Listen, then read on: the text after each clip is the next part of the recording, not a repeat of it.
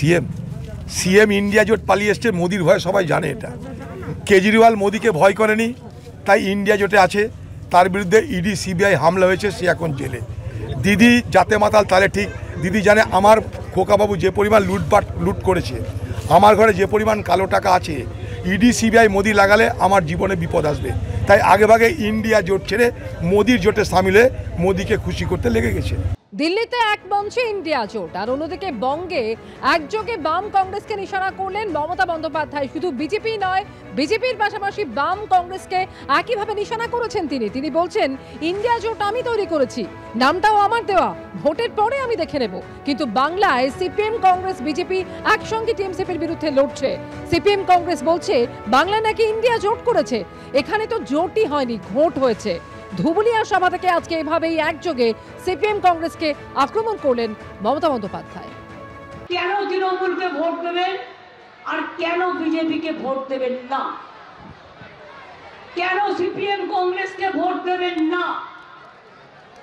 All ইন্ডিয়ার alliance আমি তৈরি করেছি, নামটাও আমার দেয়া, ভোটের পরে আমি দেখে নেব। কিন্তু বাংলায় সিপিএম কংগ্রেস বিজেপি আমাদের বিরুদ্ধে লড়াই করছে। সিপিএম কে ভোট দেওয়া মানে বিজেপিকে ভোট দেওয়া, কংগ্রেসকে ভোট দেওয়া মানে বিজেপিকে ভোট দেওয়া। আর একটা লেজুর পার্টি মুসলিম পার্টি হয়েছে, সেটাকে ভোট দেওয়া মানে বিজেপিকে ভোট দেওয়া, আর বিজেপিকে ভোট দেওয়া মানে বিজেপিকে ভোট দেওয়া। লড়ছি আমরা একলা। এখানে তো জোটই হয়নি, এখানে তো ভোট হয়েছে, ভোট। সিপিএম কংগ্রেস বিজেপি একদিকে আর তৃণমূল একদিকে। একদিকে মমতা বন্দ্যোপাধ্যায় যখন বাম কংগ্রেসকে নিশানা করছেন, তখন অধীর চৌধুরী বলছেন যে কেজরিওয়াল মোদিকে ভয় করেননি, ইন্ডিয়া জোটে আছেন, আর তাই তাকে কেন্দ্রীয় এজেন্সি লাগিয়ে গ্রেফতার করে জেলে ভরেছে। অন্যদিকে মমতা বন্দ্যোপাধ্যায় সম্পর্কে অধীর চৌধুরী বলছেন তিনি ভয় পেয়ে জোট ছেড়ে পালিয়ে এসেছেন। এভাবেই কটাক্ষ করলেন অধীর চৌধুরী।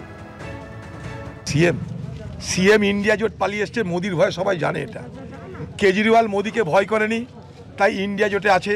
তার বিরুদ্ধে ইডি সিবিআই হামলা হয়েছে, সে এখন জেলে। দিদি যাতে মাতাল তাহলে ঠিক। দিদি জানে আমার খোকাবাবু যে পরিমাণ লুট করেছে, আমার ঘরে যে পরিমাণ কালো টাকা আছে, ইডি সিবিআই মোদি লাগালে আমার জীবনে বিপদ আসবে। তাই আগেভাগে ইন্ডিয়া জোট ছেড়ে মোদির জোটে সামিল হয়ে মোদিকে খুশি করতে লেগে গেছে। অন্যদিকে বিজেপি আর তৃণমূলের সেটিং এর অভিযোগে ফের সুর চড়িয়েছেন সুজন চক্রবর্তী।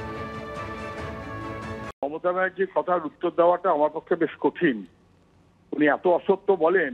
5 জন বিজেপি নেতা তৃণমূলের সাংসদ প্রার্থী, 5 জন অন্তত, তার মধ্যে 3 জন বিজেপির এমএলএ কিন্তু তৃণমূলের লোকসভার প্রার্থী।